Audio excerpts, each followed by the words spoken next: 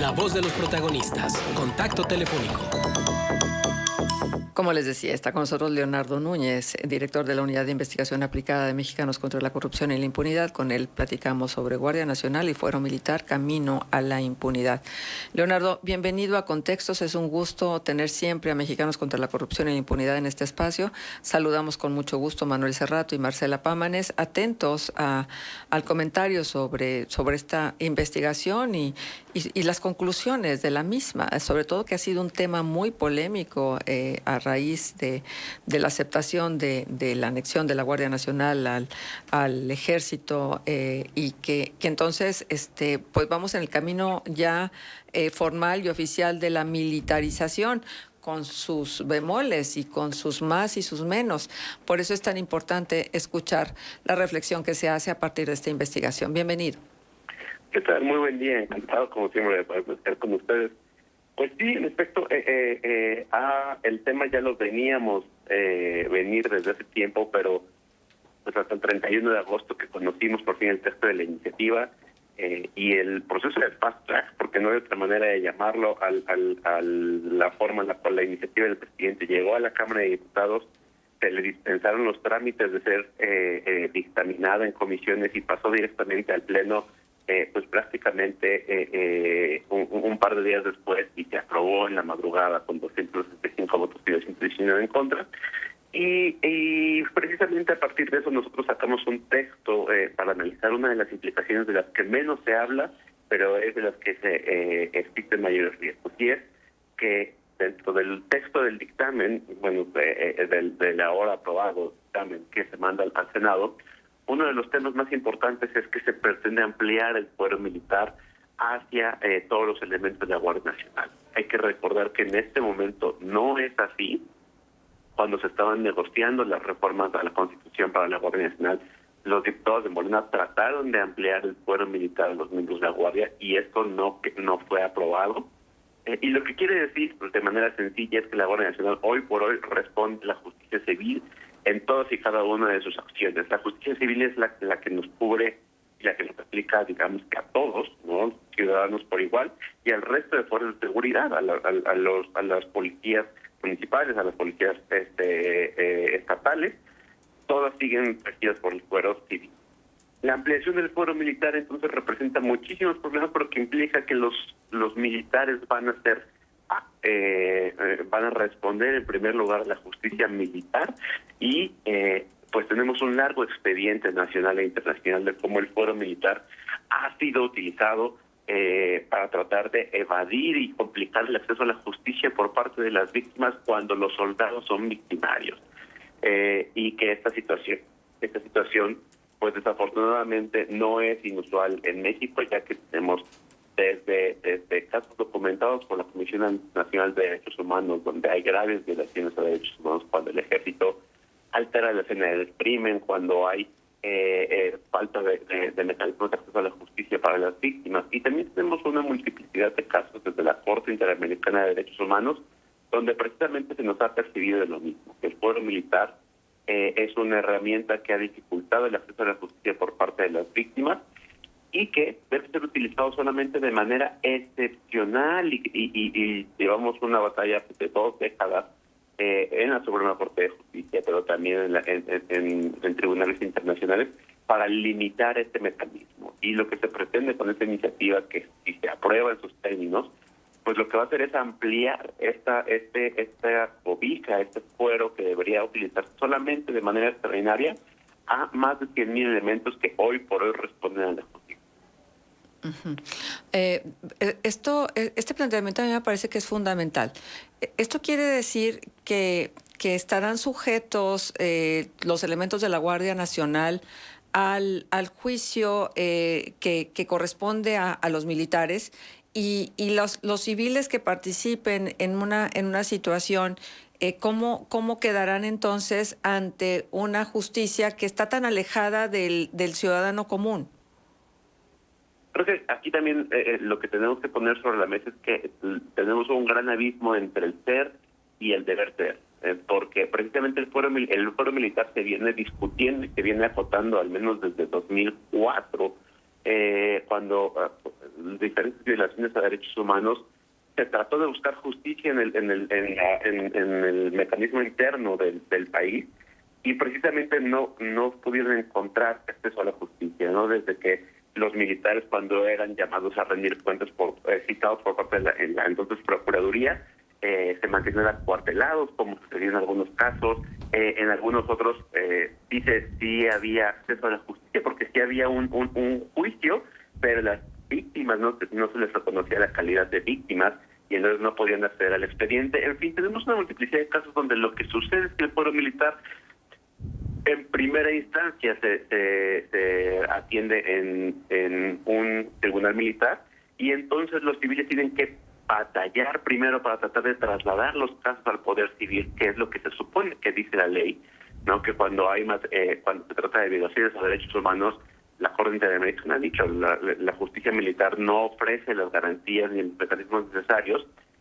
Y entonces el gran problema es que, a pesar de que tenga que entregar la judicialización de los casos a la justicia civil, el primer respondiente va a ser siempre el ejército, y entonces vamos a tener una complicadísima situación en la que, cuando se dé la situación que ellos son los victimarios en una interacción con los ciudadanos, pues prácticamente ellos se convierten en juez y parte, porque ellos son los primeros respondientes que deben atender desde el cuidado de la escena del crimen hasta la atención primera de las víctimas, y llevarlas en primera instancia a la justicia militar pues implica que el propio perpetrador es el mismo juzgador, y claramente ahí se vulnera una gran cantidad de garantías de derechos humanos que nos ponen en una posición única en el mundo, o extremadamente rara, de la cual creo que también vale la pena señalar que otros lugares se están moviendo, ¿no? Hoy por hoy Colombia, por ejemplo, Gustavo Petro tiene una propuesta muy clara, que es sacar a la Policía Nacional del Ejército y trasladarla al Ministerio del Interior, porque precisamente ahí hay también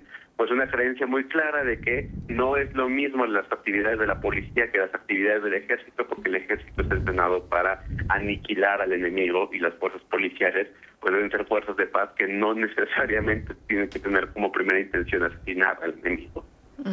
Exactamente, sí. Leonardo, buenos días, con el gusto de saludarte. Hablaba Manuel Cerrato. En el texto incorporan datos de la Encuesta Nacional de Población Privada de la Libertad, una encuesta del INEGI elaborada en 2021. Digo, las cifras de verdad alarmantes. Cuando se les preguntó, y leo textualmente el artículo que ustedes pueden encontrar en contralacorrupción.mx, Guardia Nacional y Foro Militar Camino a la Impunidad, cuando se les preguntó a las personas sobre lo que sucedió entre su detención y antes de ser presentadas ante el Ministerio Público, la Marina y el Ejército resultaron ser las instituciones que ejercieron violencia con mayor frecuencia. Del total de detenciones hechas por la Marina, 61% de los detenidos fueron pateados o golpeados, 48% asfixiados, 38% ahogados, 32% recibieron descargas eléctricas, 13% fueron víctimas de violación sexual. Del total de detenciones hechas por el Ejército, en 53 de los casos golpearon a las víctimas, en 37% los lesionaron con objetos, en 19% lesionaron los órganos sexuales de la persona, y en 8% de los casos las violaron. Es decir, efectivamente, como señalabas, el Ejército, la Marina no están exentas de ser instituciones perpetradoras de violaciones a derechos humanos y de agresiones y de ejercer violencia. Ahora, en el fuero militar, ¿cómo son las formas? ¿Qué tanta garantía, o tenemos muy pocas garantías los ciudadanos, de que efectivamente en casos que se juzgan por fuero militar haya una justicia? Porque luego no se sabe. La Sedena, por su naturaleza, también es muy hermética con sus propios procesos internos. Así es, como bien mencionas, en estas cifras oficiales que ya corresponden además a este sexenio, ya que la ANPOL pues fue levantada el año pasado, nos muestra claramente los múltiples riesgos que tienen aparejados la existencia de fueros diferenciados, además de pues el entrenamiento particular que tienen las fuerzas militares con respecto a la interacción con posibles delincuentes o con la ciudadanía en general. Y precisamente esos números que mencionas son abiertamente escalofriantes, porque lo que nos muestra es que, comparadas con el resto de instituciones, llámese policía estatal, policía municipal, policías ministeriales, e incluso con la propia Guardia Nacional, las instituciones de la Marina y el Ejército tienen un mayor nivel de incidencia en violaciones de derechos humanos en el momento de la detención, y además hay fenómenos claramente diferenciados entre género, ¿no? Por ejemplo, mientras que el 11% de las personas, de los hombres detenidos por la Marina sufrieron de violencia sexual. Cuando se pregunta a las mujeres, esa cifra sube de 11 a 51%, ¿no? Entonces, claramente también pues los grupos vulnerables y vulnerados fuera del, o digamos que en general en la historia del país, pues también se repiten al momento que están detenidos por esas instituciones.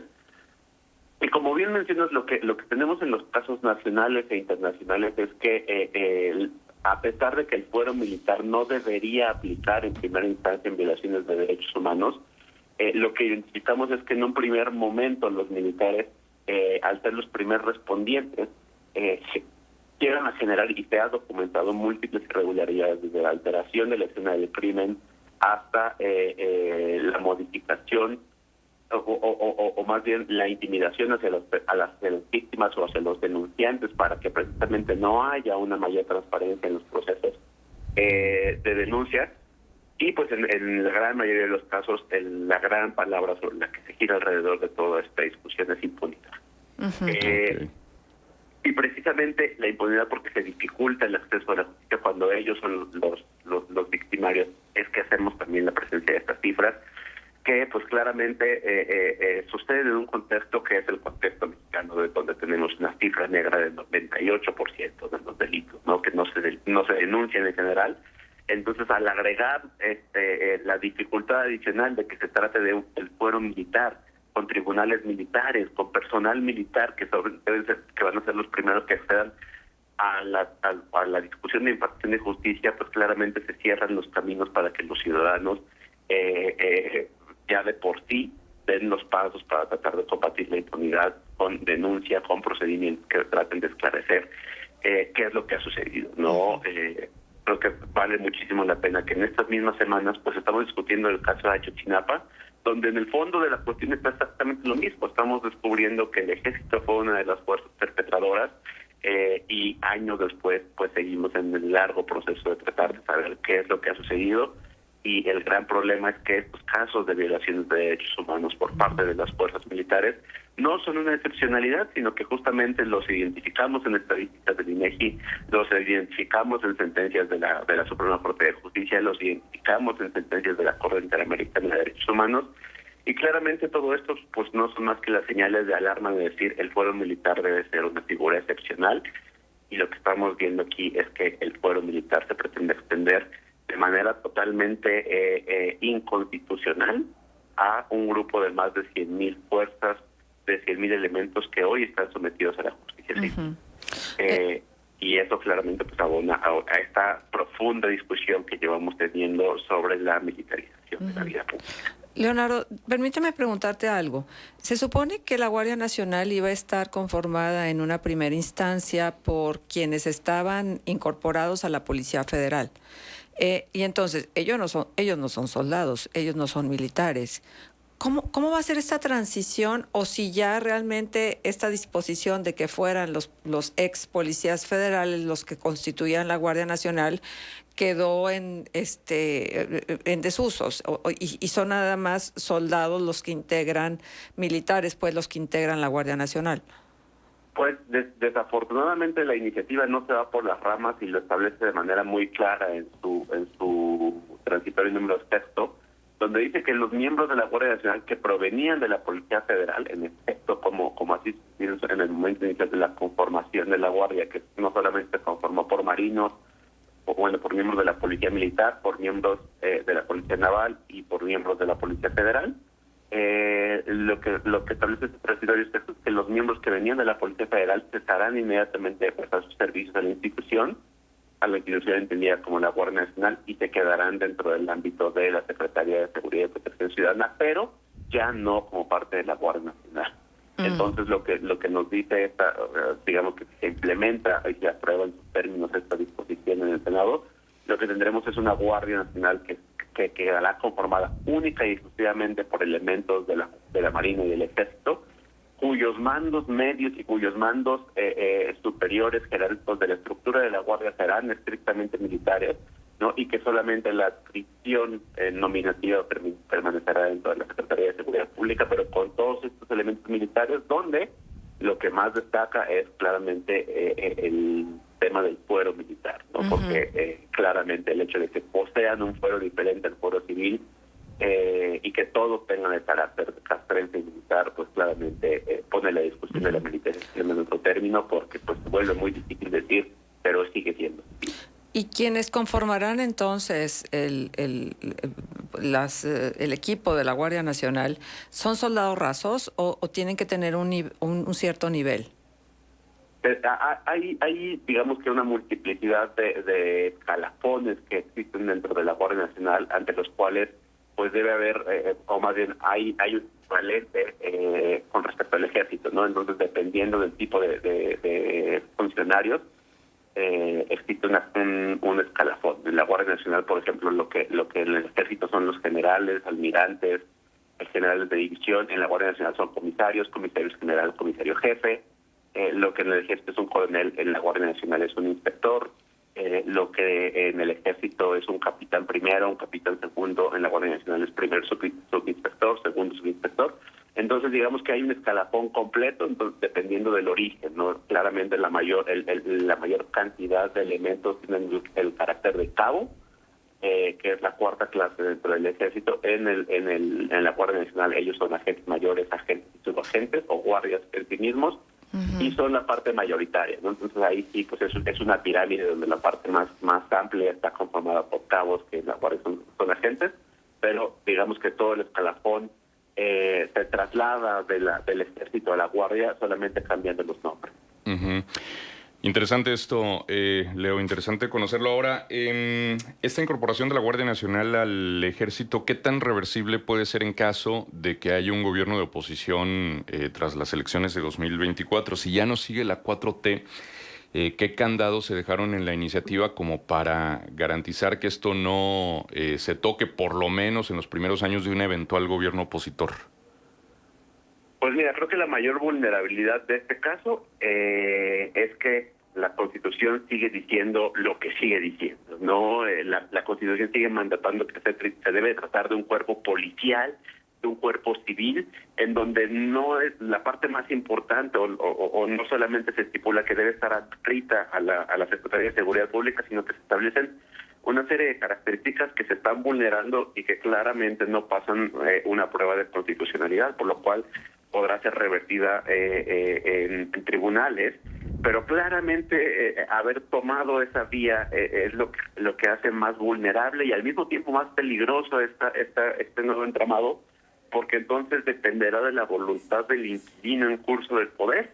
Y ahí es donde radica uno de los mayores problemas de esta función, ¿no? Porque como ya hemos visto, la Suprema Corte puede tardar lo mismo 2, 4, 5 años en revertir esto, y la decisión que tendrá que tomar el siguiente presidente o la siguiente presidenta del país será si decide mantener esta acción, que a todas luces es ilegal, pero que pues te da un resultado de poder muy claro que se puede ejercer. Entonces, la respuesta es que hay muchísima incertidumbre y justamente eso es lo que no debería suceder cuando se trata de un tema tan delicado como la seguridad pública. Claro. ¿No? Deberíamos tener certezas, deberíamos tener claridad de cuál es la estrategia, cuál es y lo que tenemos acá pues es algo que incluso para las propias Fuerzas Armadas implica una gran incertidumbre y un gran riesgo, porque es la creación de un marco completamente inconstitucional para ejecutar, digamos que sobre las rodillas, una estrategia de seguridad. Bueno, y ya una de las principales consecuencias la empezamos a notar aún antes del 31 de agosto, y es esta situación de la baja de la popularidad del ejército, cuando antes el ejército era sumamente apreciado porque sus intervenciones se limitaban a los planes de N3 o en los casos de rescate y salvaguarda de la población en peligro, etcétera. Y hoy ya no es así. Ahora, ¿qué subyace abajo de esta decisión? ¿Cuál es el texto principal, la narrativa principal que se esboza ante una decisión de esta naturaleza? Porque todavía hasta hace poco, por ejemplo, en 2018, ahí hay una serie de tweets que están viralizándose, donde, por ejemplo, Gerardo Fernández Noroña decía: estoy en esa misma posición, rechazo tajantemente que se continúe con la militarización del país, así esta sea disfrazada de Guardia Nacional y encabezada por el compañero presidente electo López Obrador en su momento. O Citlali Hernández, que decía: si AMLO fuera presidente, retiraría el ejército ejército en 6 meses de la calle, PRI y PAN se oponen. ¿En qué país viven? O Alejandro Encinas, la mano dura ha fracasado y hay que asumir que la militarización en las tareas de seguridad pública también. No queremos una guerra sucia en el 2018, no queremos al ejército en la vida política de la nación. O sea, ¿qué hizo? ¿Qué propició este viraje, este cambio tan drástico desde el gobierno federal una vez que asume el poder, Morena pues, y qué tenemos que leer con estas decisiones? Yo creo que la cuestión de fondo que está en este proceso de giro o de permanencia de los militares fuera de sus espacios originales de responsabilidades tiene que ver con que su estructura jerárquica siempre tiene que responder y obedecer al presidente de la República. Y eso se convierte en una virtud y en un defecto al mismo tiempo, porque entonces los militares se han convertido en los receptores de una cantidad enorme de funciones que no estaban dentro de su expresión original. Si seguimos el Inventario Nacional de lo Militarizado, que es un proyecto que se elabora desde el CIDE, hasta este momento los militares tienen en sus manos 234 funciones que antes no poseían, ¿no? Lo mismo que ahora son encargados de la seguridad carretera, que de los puertos, que las aduanas, que las construcciones, que en fin, una multiplicidad de responsabilidades públicas que no necesariamente estaban adscritas a los militares y que hoy los ponen en un ejercicio de poder que no habían tenido en décadas. Y claramente lo que está aquí de fondo es que es una institución que sabe responderle al presidente y que no lo cuestiona, ¿no? Y entonces la posición de los militares no es cuestionar si es la mejor decisión o no construir un aeropuerto. Si el presidente lo indica, lo tienen que hacer. Y ahí es donde se ha socavado uno de los grandes temas también que hay dentro de esta administración, es la desinstitucionalización, ¿no? Es la entrega de funciones civiles a los cuerpos militares. ¿Por qué? Porque tienen esta aura de efectividad, pero pues claramente uno está sacrificando la velocidad o la efectividad con la que se puede incrementar la decisión con pues los caminos democráticos que tal vez son más complicados, más lentos, pero son más legítimos para el actor público. Y entonces esta es la discusión que tenemos de fondo sobre este tema de la militarización, porque hoy por hoy estamos hablando de un tema que ya la Corte había resuelto el sexenio anterior, no, sobre si los militares tienen que participar en funciones de seguridad pública. Cuando Enrique Peña Nieto presentó la Ley de Seguridad Interior, esa ley fue echada para atrás finalmente en la Suprema Corte de Justicia, precisamente porque pretendía que los militares tuvieran el reconocimiento de la función de seguridad pública, que hoy seguimos teniendo, pero solamente de manera acotada. Cuando se hizo la reforma a la Guardia Nacional se estableció de manera muy clara que esto solamente podría hacerse durante 5 años. Hacia llegar al 2024, los militares tendrían que regresar a los cuarteles. Claro. Y lo que hace esta iniciativa es pues extenderlo de manera indefinida en este caso ni siquiera lo menciona, pero pues claramente al construir un cuerpo con características abiertamente militares, pues se profundiza la militarización y es una más de esas 234 funciones en las que los militares se encuentran a cargo, solo que en este caso pues es la seguridad pública, que en la gran mayoría de países está en manos de las fuerzas policiales y no de las fuerzas militares. Muy bien. Leonardo, pues agradecemos muchísimo la presencia de Mexicanos contra la Corrupción y la Impunidad a través del director de la Unidad de Investigación. Tu voz, Leonardo, y tu presencia para nosotros fue importante. Muchísimas gracias. Encantado, muchísimas gracias. Y como bien ya lo mencionan, todo está en nuestro texto, Guardia Nacional, Fuero y Fuero Militar, camino a la impunidad en contra de la corrupción. Muchísimas gracias. Gracias, Leonardo. Tiempo de pausa, volvemos ya. Contextos. El programa líder en la radio hablada en La Laguna.